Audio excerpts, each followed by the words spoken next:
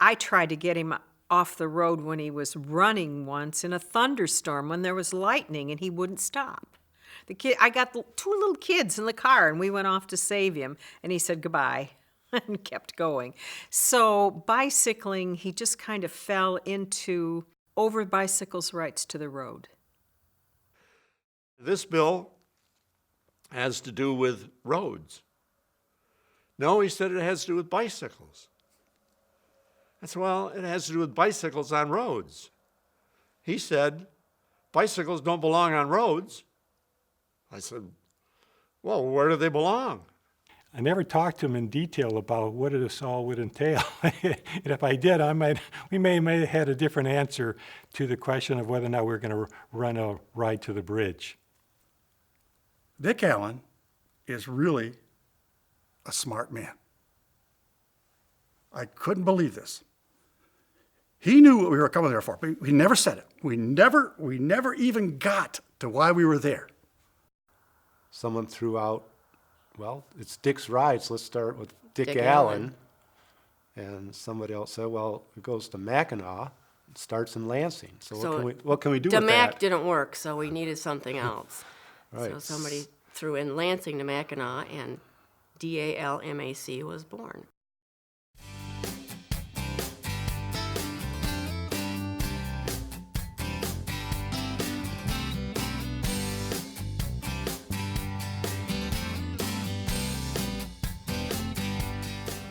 I'm Dick Allen. I'm the originator or the founder of a bicycle ride in Michigan that goes every year from Lansing to Mackinac, now called DALMAC. Well, I was a fairly early physical fitness fan. Not an originator, it had started, but it wasn't widespread. And I was running to stay in shape for skiing. I love to ski. I got a heel spur, and it hurt when I ran. And I didn't want to have surgery. And I bought my wife a bicycle for Christmas, which I don't think she rode more than 3 times. In 1970, I was in the state legislature, and I introduced a bill to create a Great Lakes shoreline bicycle trail. It would use local roads. It would go all the way around the Great Lakes. We would engage Wisconsin, Canada, New York, maybe eventually. Grand ideas, I introduced the bill. It got sent to the Parks and Recreation Committee. I went to the Speaker of the House and I said, this bill has to do with roads. It should be in roads and bridges. The Speaker said, well, that's what I thought, but the chairman of Roads and Bridges didn't want it there, so I sent it to Parks and Recreation. I went to the chairman of Roads and Bridges. I'd have to check my memory on this. I think his name might have been Stash Novak at the time. I said, Stash, this bill has to do with roads. No, he said it has to do with bicycles. I said, well, it has to do with bicycles on roads. He said, bicycles don't belong on roads. I said, well, where do they belong? He said, I think just coming up with it. Sidewalks, I guess. Just coming up with it, I said, well, if I wanted to ride my bike from here to Mackinac and join Governor Milliken for the bridge walk next week, there wouldn't be a lot of sidewalks along the way. He said, you couldn't ride your bike from here to Mackinac. I didn't know if I could or not, but I said, I'm going to do it. And I called some friends, and we set out to ride in 4 days from Lansing to Mackinac. I think that first year, I considered it just proving to myself that I could stand up to my statement that I could ride from here to Mackinac, and that bicycles belong on roads, not on sidewalks. By the next year, I thought I should gather in some public. There are people out there who are riding bicycles, and they need to know about this and join in. He was always an exercise nut, self-driven, a type A personality. completely. I tried to get him off the road when he was running once in a thunderstorm when there was lightning and he wouldn't stop. I got two little kids in the car and we went off to save him and he said goodbye and kept going. So bicycling, he just kind of fell into over bicycles' rights to the road.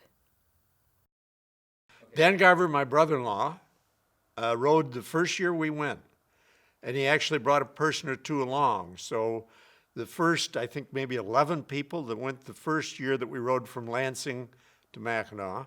The first year we rode, we had not made any plans at all. There were only 11 of us. We were, for the most part, friends and knew each other. My wife JoAnn went along, and our kids did, in a camper trailer, pulling a camper trailer. We stayed at state parks. We ate at places that advertised waltz crawlers.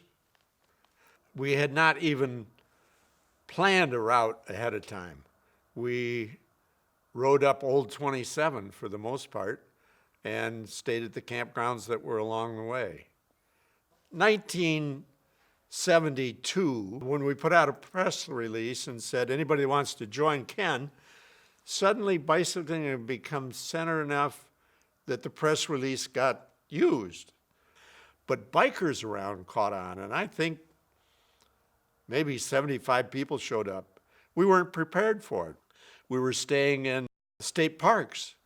They were expecting 10 or 15 people, and we showed up. Well, I'd called ahead, and they said, don't come. I said, well, we got to come. You know, this is in the papers and everything. I didn't even realize till that morning that we were going to have 75 people. There was no registration. They just showed up on the Capitol steps. People dropped off teenage kids, gave enough money to buy their meals, but if their bike broke down, they were out of meal money. And JoAnn and I were feeding by the end of that trip. We were feeding a third of the people. It was a mess. And that's when I realized what I am. Not an organizer, not an administrator. Maybe a leader, maybe the guy with the wild ideas. I could do those kind of things, but organization was something that was beyond me. By 1973, probably I felt a need for some organization to it. But actually, two other people sort of suggested that to me and were initiators in getting the whole thing rolling.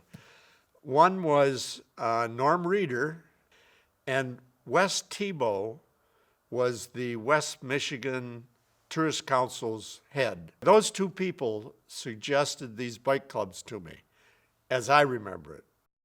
I don't think I was even aware of the bike clubs.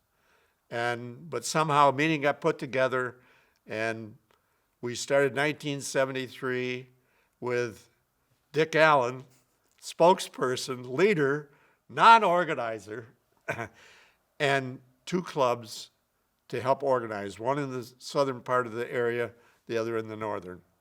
When Mr. Reeder approached me, I was a little nervous about, can we pull such an event off? What would it in fact take? So there was some apprehension on my part. That's why I went back to the board.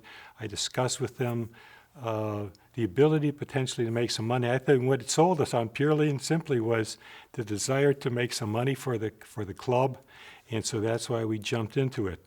I never talked to him in detail about what this all would entail. And if I did, we may have had a different answer to the question of whether or not we're going to run a ride to the bridge. TCBA, Tri-County Bicycle Association, got into DALMAC was through Norm Reeder. Norm was the area director for the League of American Wheelmen, LAW, which was a national bicycling organization. I believe that Dick contacted Norm, and Norm had known about DALMAC and had actually written an article about DALMAC in the LAW Bulletin, the magazine that they put out each month. But it wasn't called DALMAC back then. Nope. It was just a bike ride that Dick Allen had done. It was Dick Allen's Michigan Bicycle Rally. the original need for DALMAC and something to bring good, positive attention to bicycling was essentially political, and I was a politician. There were rules against bicycles on certain roads, and any county that wanted to say you can't go down this road could say you can't go down this road. And even more so, the public didn't want to share the road. DALMAC brought attention to that and was part of winning the people over. Now that's happened around the country, so I don't claim to be the messiah of bicycling, but it was important that it got that attention at that time. Well, the name DALMAC was fashioned after Tazerv. We wanted an acronym, something that was, memorable, that people it would stand out and you'd remember it. I mean, So we tour of the Scioto River Valley is something you really never hear down there in Ohio. But It you've may heard be- of Tazerv. It may be written out, but Tazerv is what everyone calls it, or Taz. Yeah. So, picking up on that, we were sitting around in Gaylord, our formative group from TCBA and from And LTT, tossing around names like you do. And someone threw out, well, it's Dick's Rides, let's start with Dick Dick Allen. And somebody else said, well, it goes to Mackinac, it starts in Lansing. So, what can we do with DALMAC that? didn't work, so we needed something else. So Right. somebody threw in Lansing to Mackinac, and DALMAC was born, became DALMAC. I think it was Stan Haley. Yeah, I think Stan Haley threw that out, said, what about DALMAC? And threw it up on the wall and it stuck and it became Been that way DALMAC. ever since.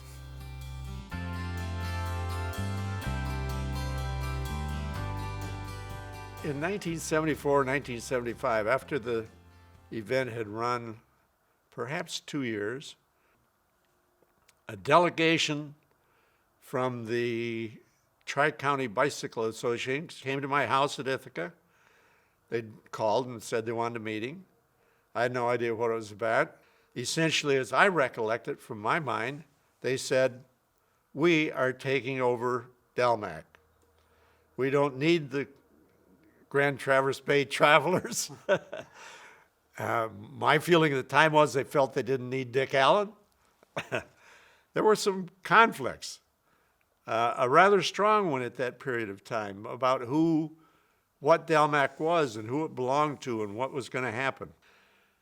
We kind of fought it out, worked it out. The one thing that I insisted on was the money couldn't stay with the club.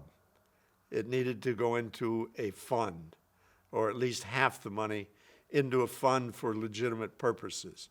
I wasn't really against that particular club, but it seemed that way in some ways. And we had an attorney draw up an agreement. I haven't looked at the agreement since. I have no idea exactly what it says. I think probably I can't take it over again. But I never had a desire to. The club from the start did a wonderful job of running it. And for the most part, they were publicity shy, low-key people, so it didn't interfere with my role as being the pretty face of DALMAC. In our initial contacts with them at the end of the year, we kind of got the feeling that they were very hesitant about doing this because they didn't really have the volunteers that were needed to do the last 2 days. So there was some discussion about, well, should we get rid of them or not? Well, at the end of every ride, within a day or two, we were all getting back together to look at how things had gone. And there were a number of problems in '74, not to mention the number of riders and their age. Some of our food stops had fallen through. There was a big concern about the quality of our ride and the kind of negative publicity that would get for us. So that was a part of the discussion that was taking place amongst the leadership at TCBA. So that started the discussion then. Could we do this ride on our own? Would it be a better thing if we took it over? The cut came because they really irritated us. They put together the map book. Because in that map book, they said, this space donated by TCBA. And there was a whole bunch of blank spaces throughout this map book with a few little ads from theirs, and realizing that we're going into their country, so their ads were good. We're leaving our country. Our ads were only good the first day. And that really irritated the club. The whole way up, there was just a mad rumor about, this has got to stop. We're not going to put up with this. We're not going to be blamed for slacking on the job, because we did the whole ride. We had some concerns about how Dick would feel about that, given how the ride had started through his contacts with Norm Reeder and contacts that Norm made between the two clubs. So we all sat down, and there was a variety of opinion. Some people even at that time were thinking, what the hell does Dick Allen do on this ride anyway? He's just a pretty face on the ride. And I didn't feel that way. I felt that Dick was really important from a publicity standpoint, and his knowledge of what he wanted the ride to be. What I remember about that trip was walking into Dick's house, into a dining room that was sort of dark, maybe had a big dark table. Maybe that was just my mood in the whole thing, was that we were going to have to do something here that was not going to be a lot of fun. And that was to tell Dick that we would like to run this ride, his ride, on our own, and not knowing how he would react. What Dick proposed to us was that if we were going to ride this ride on our own, we needed to take some of the money that we raised from it and put it into a fund. And that fund would be used to contribute to organizations that were involved in bicycling activities in Michigan. Well, this was a pretty novel idea, and we took, from that meeting in Ithaca with Dick, we took this back and we discussed it over and decided that, yeah, we could do that. The club hadn't made a lot of money the first No. 2 years, had they, Linda? No. Just enough money to seed the next year, basically, and pay our expenses. Dick Allen is really a smart man. I couldn't believe this. He knew what we were coming there for, but we never said it. We never even got to why we were there. Exactly. Because it was just going to be, you're out, Dick, and we're leaving. That's all we need to do. That was the bottom line. We never got to that. Never got to it. Dick Allen took this, because he could see it in our faces or something, he took this and said, we got to get a better handle on this. And he turned this whole thing around, and we were even, on the way up there, we were thinking of DA and DALMAC. What could we call that besides Dick Allen? We were figuring out names besides, we could use DA on. Or are we going to just drop the DA completely and have two other initials in the beginning? But to Mac, because we were going to go to the Mackinac Bridge. And we really had this down. Never got to it. Dick didn't even let us get there. There was no ill feelings. We came out of there. Nobody was mad at nobody. We know we've been had, four of us on one. We've been had, and it remained Dick Allen, Lansing to Mackinac. DALMAC fundraising has started the other clubs that promote bicycling. In the early years, it printed the bulletin for the League of Michigan Bicyclists. It actually paid for the construction of a pamphlet that listed all the bike tours in Michigan. And the Department of Transportation put it together, but DALMAC funds paid for it. DALMAC paid the early money to start the Rails to Trails Association in Michigan, and then later on MITCA, the Michigan Trails and Greenways Association. It has supported all kinds of things. So I think the club idea of keeping it manageable and profitable was a good one.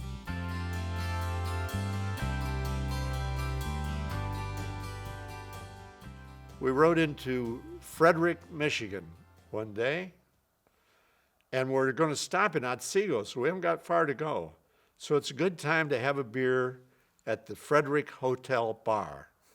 Now, if you haven't been to Frederick and known the hotel bar in years past, you might think of a hotel as something rather extensive. No, it's a very small bar and probably 3 or 4 rooms up above. Anyway, we ordered beer, and in those days, I was still riding in regular cutoff jeans, regular underwear underneath. It took a little cornstarch, as a matter of fact, a lot of cornstarch, to make the ride without problems. And so I went in the bathroom, the other guys started their beer. I came back out, and these guys are trying to get me out of the bar. They said, come on, we're getting out of here. I said, getting out? I haven't had any beer. No, we're getting out of here, let's go. Rushed me outside. I said, what's the matter? I said, what'd you say to that guy that went in the bathroom after you? I said, I didn't say anything to him.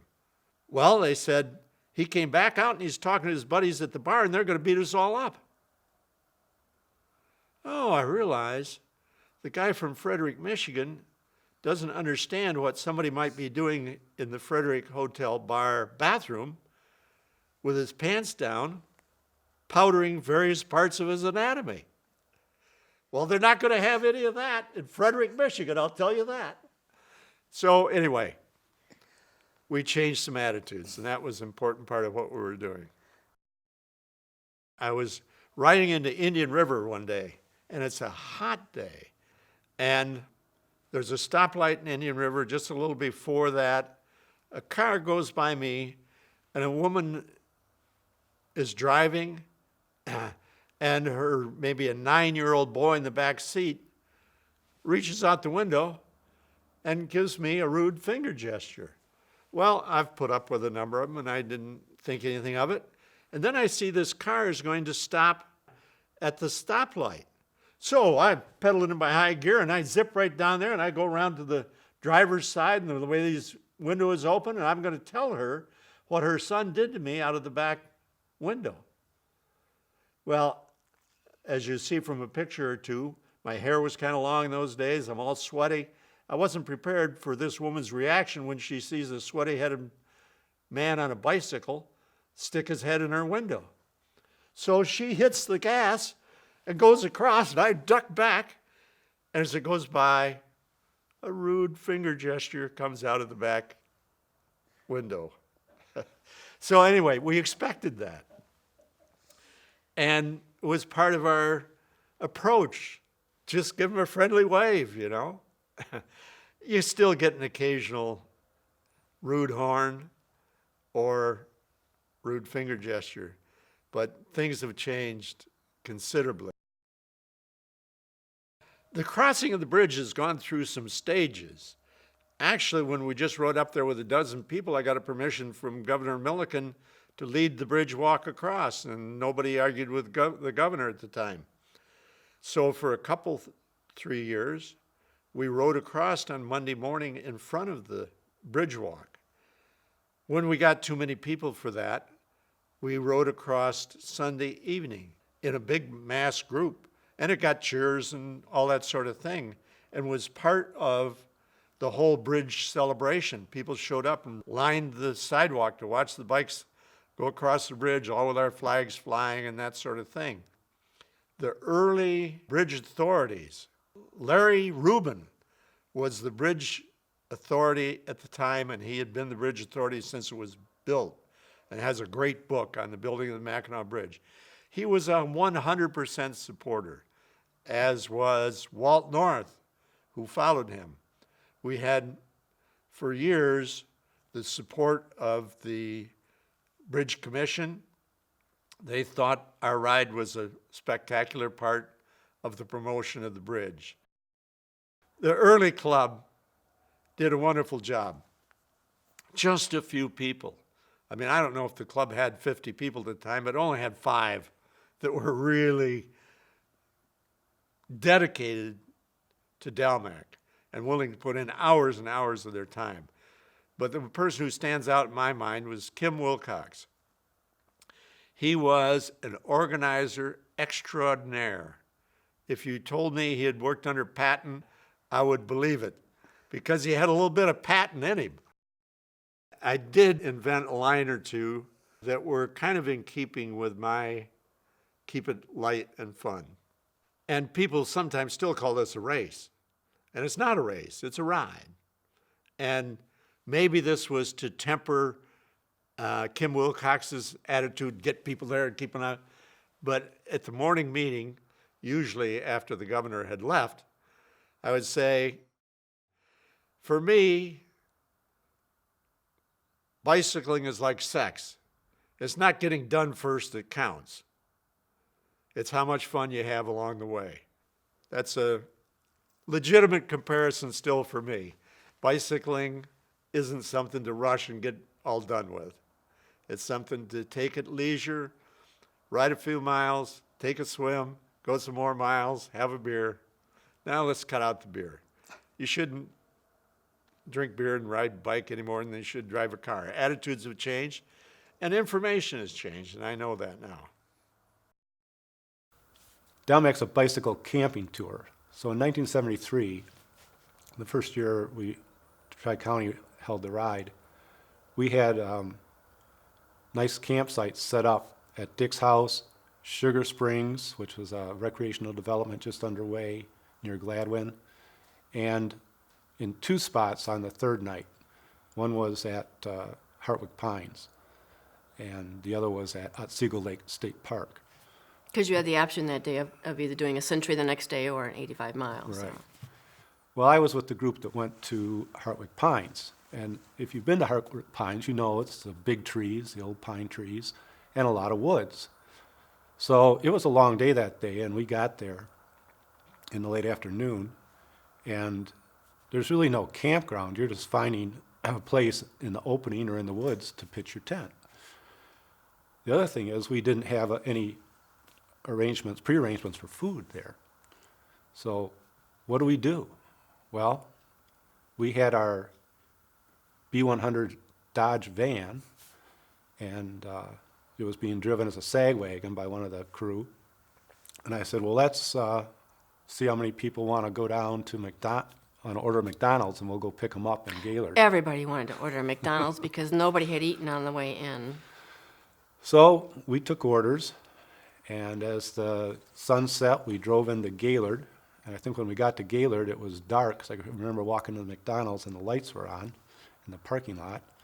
We made the orders, and employees at McDonald's loaded the orders up in their big blue trays, which we promised to bring back, and took them. Stacked tray on top of tray on top of tray on top of tray in the back of that van. It was just packed.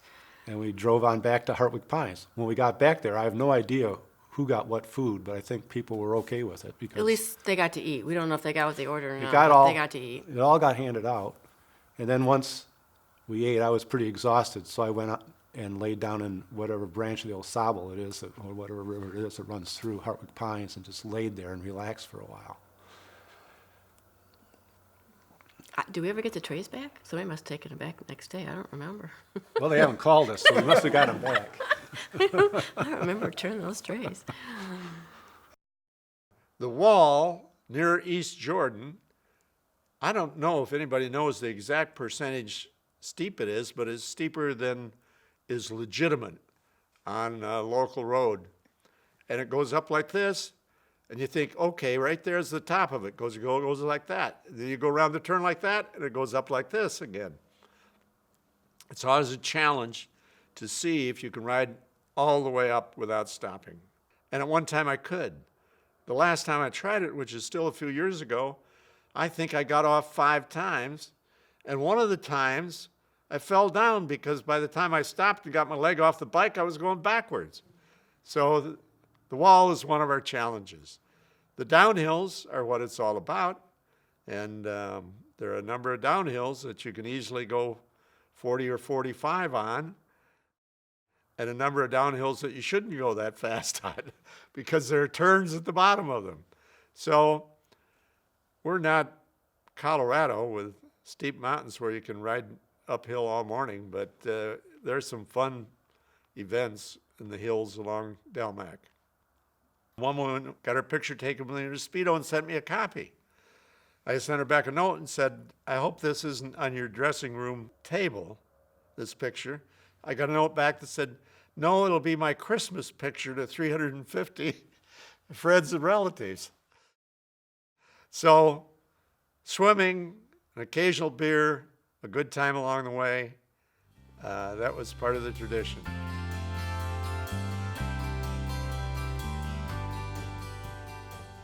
We thought about it, where is this bicycle ride going to start? The question is, we said, you know, we have the Dick Allen, we used a name, we want to promote bicycling. I mean, again, although we wanted to make money for the club, the other thing was, you know, another objective was really to promote bicycling as a recreational activity or as a viable means, as I used to say, of transportation. So we said, with Dick there, we could potentially get the governor to come out, wave everybody off. So therefore, why don't we bicycle to the Capitol? And again, to show the importance of bicycling. So I think that was the driving force. It was a little politics there to show to the residents of the mid-Michigan area and the state of Michigan that bicycling was important. Politicians should recognize the importance of when they design, you know, allocate dollars, when engineers begin to design roads, that they need to consider bicycle paths, wider lanes, et cetera. And so I think that was the driving force to let us to go to the state capitol to start the event and go from there. Well, one of the things that has always been a hallmark of DALMAC for the Tri-County Bicycle Association is the support of the membership for the ride. Right from the beginning, we had enough people to staff all the jobs that needed to be done. And they don't just start in the summer. They start in the wee hours of a morning and sometime in January or February. And you start thinking of what do we need to do? What needs to get together? And the volunteers are just what make the ride really happen. And I think that it's made for Tri-County Bicycle Association a really strong thread throughout its history, going back to 1972. And it, to this day, to my amazement really, still gets people charged up and fired up to be part of the DALMAC committee, to do all of the tasks that need to be done, all the contacts for the schools, the food, the porta-johns, the SAG stops. SAG stops, the contacts with the road commissions up to state to find out what road conditions might be in a certain area. The road painters are a big, Yep, painting roads. they're very important. Everything that goes on with it, and then of course the administrative parts, the registration, which is now done on the internet for the most part, and the accounting, all of the money that comes in and has to be handled, just all volunteer work, and some of it requires some really special skills that people are willing, that have those skills, are willing to donate to the club. And I see this ride going forward into the future as long as it's possibly supported by these volunteers. Because without the volunteers, it wouldn't happen. I love what's happened to DALMAC. It has become a major American ride, known across the country. We've had people from other countries who come to ride DALMAC. And I love it that it has a legacy that will outlive me by a long, long time. It will still be DALMAC. The club is 100% committed to that. I can't imagine it changing. It will still be Labor Day weekend. It will still go from Lansing to Mackinac. It will not start from Grand Rapids and Detroit and various other areas of the state. It is an institution, in some ways iconic, and I'm proud of it.